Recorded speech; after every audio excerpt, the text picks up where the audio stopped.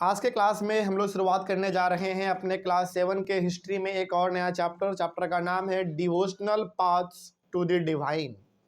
ये हमारे चैप्टर का नाम है। चैप्टर नंबर हमारा 8 है। इसके पहले तक हम लोगों ने चैप्टर नंबर 7 तक डिस्कस कर लिया है और आज हम लोग क्लास 7 के अंदर हिस्ट्री में चैप्टर नंबर 8 डिस्कस करेंगे, devotional paths to the divine. इस चैप्टर में आगे बढ़ने से पहले कुछ चीज़ों को समझना बहुत ज़रूरी है कि आखिर हम लोग अपने इस चैप्टर में पढ़ेंगे किस चीज़ों के बारे में। देखिए, इस चैप्टर में हम लोग बात करेंगे धार्मिक चीज़ों के बारे में। धार्मिक मतलब कि किस तरीके से भगवान का पूजा पाठ करना स्टार्ट हुआ, है ना। शुरुआत में किस प्रकार के देवी देवताओं का पूजा होता था, किस तरीके से ये चीज़ शुरुआत हुआ, कैसे ये परंपरा बन गया और हम लोग आज तक करते हैं। ये सब चीज़ों के बारे में हम लोग इसमें बात करेंगे और ईश्वर को लेकर, यानी कि भगवान को लेकर लोगों के किस प्रकार के सोच होते हैं, पहले कैसा सोच था, आज कैसा सोच है, ये सब कुछ हम लोग इसमें डिस्कस करेंगे। चलिए आइए शुरुआत करते हैं हम लोग अपने चैप्टर का हमारा सबसे फर्स्ट टॉपिक है the idea of a supreme God. देखिए, आज जो हम लोग अलग अलग प्रकार के देवी देवताओं को पूजते हैं, इसका शुरुआत कैसे हुआ, है ना। तो देखते हैं कैसे हुआ। पहला पॉइंट लिखा हुआ है, before large kingdoms emerged different groups of people worshipped their own God's and goddesses. जैसे देखो, बड़े बड़े किंगडम बनने से पहले का मतलब हो गया कि जब बड़े बड़े हमारे पास इतने बड़े बड़े इलाके नहीं थे जहाँ पे लोग सब अलग अलग रहते थे, एक परिवार इधर एक परिवार उधर, इस तरीके से, मतलब पहले लोग अलग अलग फैल के रहते थे, जहाँ मर्जी क्या वहीं पे छोटा सा झोपड़ी बना लिया वहीं पे रहते थे। तो जब सारे लोग इकट्ठा नहीं हुए थे, जब सब कोई अलग अलग रहते थे, तो वो सब अपना अपना अलग देवी देवता बना लिए थे। मतलब कि सब आदमी अपना अलग अलग देवी देवता को पूजता था। उस समय पे यदि आप किसी से पूछते कि तुम्हारा देवी देवता कौन है, तुम किसको पूजते हो, तो उनका अलग होता। उस किसी और से पूछते उनका अलग होता। जैसे आज क्या है, आज आप देखो तो आज हमारे हिंदू रिलीजन का यदि बात करें तो ज़्यादातर लोग शिव जी को पूजते हैं, है ना। फिर से दुर्गा जी को पूजते हैं, पार्वती जी को पूजते हैं, है कि नहीं। तो आज कॉमन हो गया, सभी सबको इनका पूजा करते हैं। लेकिन जब हमारे पास पहले के टाइम पर बात करें, जब सारे लोग अलग अलग रहते थे, एक आदमी 10 किलोमीटर दूर, दूसरा आदमी 25 किलोमीटर दूर, इस तरीके से रहते थे, तो सब आपस में ना मिले हुए नहीं थे, सबका अपना अलग अलग गॉड होता था, ठीक है। लेकिन as people were brought together through the growth of towns, trade and empires, new ideas begin to develop. लेकिन समय के साथ क्या हुआ, सारे लोग जो दूर दूर रहते थे पहले, अब उन्होंने सोचा कि हम लोगों को अब एक साथ होकर रहना चाहिए। तो जब लोगों ने एक साथ रहना स्टार्ट किया, मिलजुल के जब उन्होंने रहना स्टार्ट किया, तो उन्होंने देखा कि ये आदमी अलग चीज़ का पूजा कर रहा है, वो आदमी अलग चीज़ का पूजा कर रहा है, हम किसी और चीज़ का पूजा कर रहे हैं। तो सभी ने मिला के डिसाइड किया कि यार ऐसे तो फिर हम लोग एक देवी देवता को कभी मान ही नहीं पाएंगे कि आखिर में देवी देवता हमारा है कौन। तो उन्होंने डिसाइड किया कि चलो हम लोग क्या करते हैं, एक कॉमन देवी और देवता हम लोग चूज कर लेते हैं। तो वहां से उन लोगों ने चूज किया शिव जी को, विष्णु जी को, दुर्गा जी को। पहले क्या था समझना, पहले सारे लोग अलग अलग रहते थे, तो सब कोई अलग अलग रह रहा है, तो सबका देवी देवता अलग अलग है। सब अपने घर में किसी और चीज़ का पूजा कर रहा है, कोई और चीज़ का पूजा कर रहा है, ठीक ना। लेकिन जब लोग आपस में रहना स्टार्ट किए, जब शहर बना, गांव बने, है ना, बिजनेस होने लगा, तो सारे लोग एकजुट होने लग गए। तो उन्होंने देखा कि यार हम किसी और चीज़ का पूजा कर रहे हैं, ये किसी और चीज़ का पूजा कर रहा है। इससे कन्फ्यूजन हो गया बेसिक कि आखिर देवी देवता है हम कौन, हमारा वाला है सही में कि तुम्हारा वाला सही में है। तो बड़ा कन्फ्यूजन हो गया उन लोगों को। तो उन लोगों ने डिसाइड किया कि चलो हम लोग मिलकर क्या करते हैं, एक कॉमन गॉड और गॉडेसेस मान लेते हैं। तो उन्होंने क्या माना, देखो, gods and goddesses worshipped in different areas came to be identified with Shiva, जिसको हम लोग शिव जी कहते हैं, विष्णु जी और दुर्गा जी। तो उन लोगों ने डिसाइड किया कि सबका देवी देवता अलग है, ऐसे तो कन्फ्यूजन हो जाएगा फिर, तो हम लोग मिलके कॉमन देवी देवता मान लेते हैं जिसका सब कोई पूजा करेगा। तो उन्होंने डिसाइड किया कि शिव जी, विष्णु जी और दुर्गा जी, ये तीन का पूजा सबसे पहले स्टार्ट होना शुरू हुआ, क्योंकि लोगों ने इन्हीं तीनों को पहले मान लिया अपना देवी और देवता। समझ में आ रही है बात। आगे बढ़ते हैं। जहां पहले लोग अलग अलग प्रकार के देवी देवताओं का पूजा करते थे, उन सभी ने अब इन सब का पूजा करना स्टार्ट किया, क्योंकि अब नंबर कम है देवी देवताओं का, लेकिन सब कोई पूजा अब इन्हीं का करेंगे। नहीं तो पहले क्या था, कन्फ्यूजन बहुत ज़्यादा था, ठीक है ना, ये चीज़ हो गया। उसके बाद local myths and legends became a part of the Puranik stories. अब देखो हुआ क्या, जब आप आज के टाइम पे भी जब आप पुराने कहानी को, कविताओं को पढ़ोगे ना, तो आपको नजर आता है पुराने टाइम पे किस प्रकार का विश्वास, अंधविश्वास, ये सब चीज चलता था। वो आज भी दिखता है। जैसे एक एग्जांपल देते हैं, आज के टाइम पे भी हम लोग मानते हैं कि यदि बिल्ली रास्ता क्रॉस कर जाए तो हम लोगों को पार नहीं करना चाहिए, रास्ता क्रॉस नहीं करना चाहिए हम लोगों को। ये क्या है, अंधविश्वास नहीं है तो क्या है बताओ, है कि नहीं। तो कहने का मतलब है कि जो कुछ अंधविश्वास है, जो कुछ पुराने परंपरा है, जो बात है पहले का था, वो आपको आज भी नजर आता है देखने में, ठीक ना। आगे, और ये सब चीज कहाँ से चलता आ रहा है, उसी टाइम से चलता आ रहा है, बहुत पहले से। उसको हम लोग आज भी देखते हैं, आज भी मानते हैं। The Puranas also laid down that it was possible for devotees to receive the grace of God regardless of their caste status। यानी कि कई सारे पुराण हैं, जो धार्मिक ग्रंथ हैं, उसमें भी यह बात लिखा हुआ है कि देवी देवता सबके लिए बराबर हैं। जैसे आपको एग्जांपल देते हैं, इंडिया में पहले क्या होता था, इंडिया में जो पहले लोअर कास्ट के लोग होते थे ना, लोअर कास्ट के लोग, उनको मंदिर में जाने का परमिशन नहीं था, क्योंकि लोग मानते थे कि यदि लोअर कास्ट का आदमी मंदिर में जाएगा ना, तो मंदिर क्या हो जाएगा, हमारा अपवित्र हो जाएगा, मतलब मंदिर हमारा गंदा हो जाएगा। जरा एक बात बताओ, क्या कभी भी देवी देवता इस चीज को कभी मानते होंगे? जरा सोचो भाई। वो क्या कहते हैं कि हमारे लिए तो सब कोई बराबर है। जैसे आप शिव जी के विचारों को यदि पढ़ोगे तो क्या बोलते हैं वो, हम तो सबके लिए हैं, है कि नहीं। तो पहले के टाइम पे क्या था, पुराण में भी ये बात लिखा हुआ है कि भगवान, देवी देवता जो होते हैं वो कास्ट वगैरह को नहीं मानते हैं।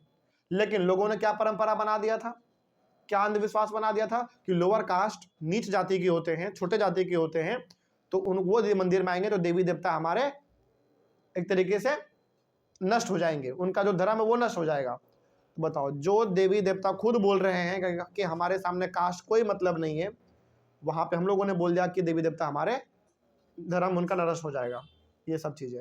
तो वही बात हम यहाँ पे कह रहे हैं कि पुराना जो चीज है ना, कई सारे अंधविश्वास फैले हुए थे हमारे बीच में, वो कहीं ना कहीं थोड़ा बहुत आज भी दिखता है ना। खैर आगे बढ़ते हैं। The idea of bhakti became so popular that even Buddhists and Jains adopted these beliefs। अब हिंदू रिलीजन में एक चीज और स्टार्ट हुआ, भक्ति। भक्ति में बेसिकली क्या होने लगा, हिंदू रिलीजन के अंदर लोग अपने देवी देवता को खुश करने के लिए भजन करने लगे, गाना गाने लगे, गाना मतलब वो भक्ति वाला गाना, वो गाने लगे, खुशी में डांस करने लग गए। यही तो भक्ति होता है कि नहीं। तो ये हम आपको क्या बता रहे हैं, हम आपको ये बता रहे हैं कि ये जो आप आज देवी देवता का पूजा पाठ करते हैं, अलग अलग प्रकार के देवी देवता का आप नाम जानते हैं, शिव जी का, विष्णु जी का, दुर्गा जी का, और उनके लिए जो भक्ति वगैरह होता है, ये आज का दिन नहीं है, बहुत पहले का ये सब चीजें हैं। और एक चीज और, जो आज आप अंधविश्वास देखते हैं कि बिल्ली रास्ता काट दिया तो नहीं क्रॉस करना है, लोअर कास्ट के आदमी को मंदिर में नहीं आना क्योंकि मंदिर हमारा बर्बाद हो जाएगा, मंदिर हमारा पॉल्यूट हो जाएगा, ये सब अंधविश्वास ही तो है। ये सब पहले से चलता आ रहा है और आज भी चलता आ रहा है। समझा रही बात। जिस तरीके से भगवान को हम लोग पहले पूजते थे, आज भी पूजते हैं। अंधविश्वास पहले भी था और अंधविश्वास आज भी है, ठीक ना। तो इस तरीके से चीजें चलते रहते हैं, ठीक है। उसके बाद जब हम लोगों ने भक्ति स्टार्ट किया अपने देवी देवता का, हिंदू रिलीजन में जब देवी देवता का भक्ति स्टार्ट हुआ, तो जो बौद्ध धर्म के लोग थे, जैन धर्म के लोग थे, उन्होंने भी अपने गुरु का, अपने देवी देवता का पूजा करना, भक्ति करना स्टार्ट कर दिया। ये सब चीज पहले स्टार्ट हुआ, वो आज भी चल रहा है। नेक्स्ट हमारा टॉपिक है अ न्यू काइंड ऑफ भक्ति इन साउथ इंडिया।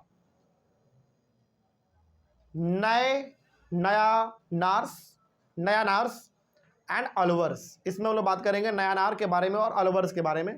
ये क्या है सब समझेंगे, टेंशन बिल्कुल भी नहीं लेना है। तो अब आइए थोड़ा सा देखते हैं कि एक भक्ति का एक अलग ही टाइप, एक अलग ही प्रकार का भक्ति हमको देखने को मिला किधर, साउथ इंडिया में। यानी कि साउथ इंडिया जब आप जाओगे, फॉर एग्जांपल केरल, तमिलनाडु, कर्नाटक, आंध्र प्रदेश, इधर जब आप जाओगे तो वहां पे भक्ति का एक अलग ही तरीका होता है।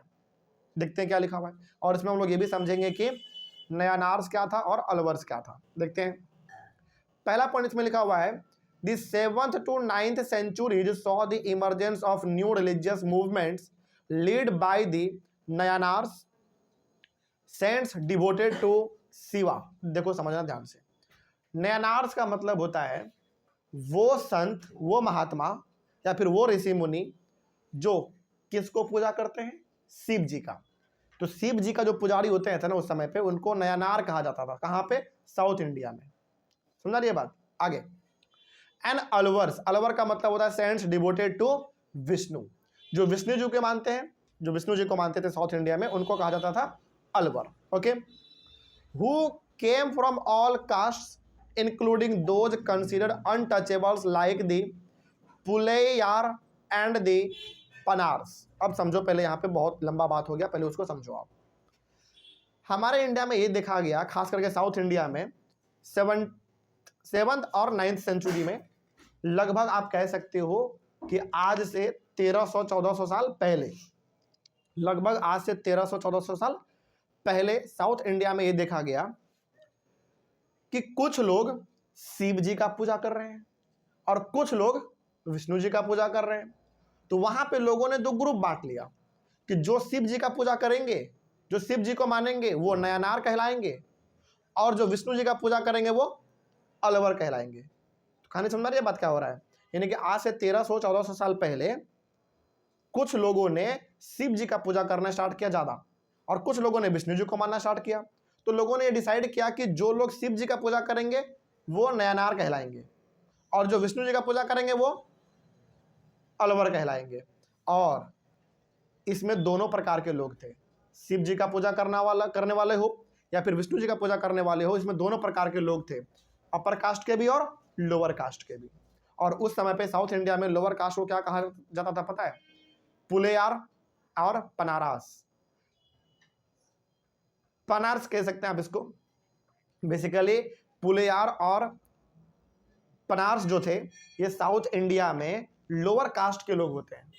साउथ इंडिया में ये सारे लोग विष्णु जी को और शिव जी को मानते थे, पूजा करते थे। ये बात समझ में आया? तो साउथ इंडिया में 7th और 9th सेंचुरी के बीच में ये देखा गया कि लोअर कास्ट के लोग भी, अपर कास्ट के लोग भी विष्णु जी और शिव जी का पूजा कर रहे हैं। इसका मतलब आप यहाँ पे कह सकते हो कि उस समय पे साउथ इंडिया में लोअर कास्ट के लोगों को भी पूजा करने का परमिशन था। समझ में आ रही है बात? आगे बढ़ते हैं। एक बात ध्यान रखना है कि जो शिव जी का पूजा करते हैं उनको नयनार, और जो विष्णु जी का पूजा करते हैं, जो उनको मानते हैं, उनको हम लोग अलवर कहते हैं। ठीक है, आगे बढ़ते हैं। They were sharply critical to the Buddhists and Jainas and preached ardent love of Shiva और विष्णु। बेसिकली ये प्रकार के लोग बौद्ध धर्म और जैन धर्म को भी मानते हैं। ऐसा बात नहीं है कि शिव जी का पूजा करते हैं, विष्णु जी का पूजा करते हैं तो बाकी धर्म के लोगों का मान सम्मान इज्जत नहीं करेंगे। नहीं, वो इनका भी इज्जत करते हैं, लेकिन सबसे ज्यादा वो प्यार किस चीज से करते हैं? शिव जी और विष्णु जी से प्यार करते हैं। समझ आ रही है बात? मतलब लोग हर प्रकार के धर्म को मानते हैं, सबका रिस्पेक्ट करते हैं, लेकिन ज्यादातर लोग साउथ इंडिया में उस समय पे किसको मानते थे?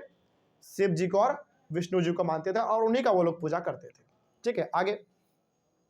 उसके बाद the Nayanars and Alvars went from place to place composing exquisite poems in praise of the deities. अब ये जो नयनार थे और जो अलवर थे, यानी कि जो लोग शिव जी का पूजा करते थे और जो लोग विष्णु जी का पूजा करते थे, ये सारे लोग गांव-गांव घूमते थे, शहर-शहर घूमते थे, और विष्णु जी के लिए, शिव जी के लिए जो लोग जिस भी प्रकार का कविता कहानी जानते हैं, वो लोग सब इकट्ठा करते थे, ताकि विष्णु जी के लिए उसको गाया जा सके, शिव जी के लिए गाया जा सके, ताकि हमारे गाने से भगवान जी क्या हो जाए?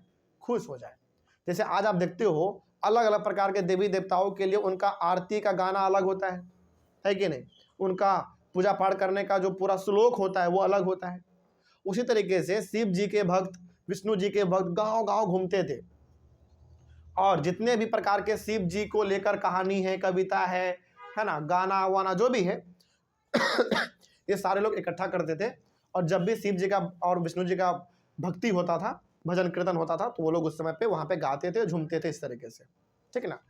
आगे, between the 10th and 12th centuries the Chola and Pandya kings, 10 से लेकर 12 सेंचुरी के बीच में, लगभग आप कह सकते हो आज से वही 1000 या फिर 1200 साल पहले, चोला और पांड्य डायनेस्टी के राजा लोग built elaborate temples around many of these shrines visited by the saint, poets, strengthening the links between the भक्ति ट्रेडिशन एंड टेम्पल वर्शिप। यानी कि इंडिया के साउथ में खास करके दो डायनेस्टी के राजा, चोला डायनेस्टी और पांड्य डायनेस्टी के राजा लोग शिव जी का और विष्णु जी का मंदिर खूब बनवाए हैं और शानदार शानदार मंदिर बनवाए हैं। क्यों? ताकि उस मंदिर में हर प्रकार के लोग आ सके और शिव जी का और विष्णु जी का पूजा पाठ धूमधाम से कर सके। समझ में आ रही है बात? तो भक्ति चलता रहे, भजन कीर्तन होता रहे, विष्णु जी के लिए, शिव जी के लिए, लोग आके उनका पूजा पाठ करता रहे, इसके लिए वहां के राजाओं ने मंदिर बनवा दिया, बहुत भयंकर भयंकर मंदिर। इसीलिए यदि आप आज जाओगे साउथ इंडिया, खास करके जब आप जाओगे तमिलनाडु, केरल, कर्नाटक, इधर जब आप जाओगे तो वहां पे कई सारे आपको ऐसे मंदिर दिखेंगे शिव जी के, विष्णु जी के, जो आज से हजारों साल पहले बना हुआ था। समझ में आ रही है बात? जैसे एक एग्जांपल आपको देते हैं इस मंदिर का। तमिलनाडु में एक मंदिर है, मंदिर रामेश्वरम टेम्पल, नाम सुना होगा आपने। तमिलनाडु में एक मंदिर है, मंदिर का नाम है रामेश्वरम टेम्पल। वो मंदिर पूरी तरीके से शिव जी के लिए बना हुआ है और वो मंदिर आज का नहीं है, हजारों साल पुराना है। तो किसने बनवाया? राजा लोगों ने बनवाया, ताकि लोग आके वहां पे अपने शिव जी का, विष्णु जी का पूजा पाठ कर सके। तो ये चीजें हो गई। तो पूरा कहानी समझ में आ रहा है बात? तो इस तरीके से आप कह सकते हो कि हमारे इंडिया में भक्ति वगैरह का शुरुआत धीरे धीरे हो गया। ठीक है। अब यहाँ पे एक इंपॉर्टेंट टर्म है हमारा हैगियोग्राफीज। हैगियोग्राफीज का मतलब होता है राइटिंग ऑफ सेंट्स लाइव्स। यानी कि जब आप किसी साधु महात्मा के बारे में लिखते हो कि वो साधु महात्मा किस तरीके से जीवन जीते थे, किस प्रकार से पूजा पाठ करते थे, बेसिकली कहने का मतलब है जब आप किसी साधु के बारे में या फिर संत के बारे में, ऋषि मुनि के बारे में जब आप कुछ चीज़ें लिखते हो तो वो हमारा कहलाता है हैगियोग्राफीज। ठीक ना? जैसे मान लीजिए आप किसी साधु संत के बारे में लिखते हैं, मान लीजिए जैसे आज हमारे इंडिया में सबसे फेमस बाबा कौन है?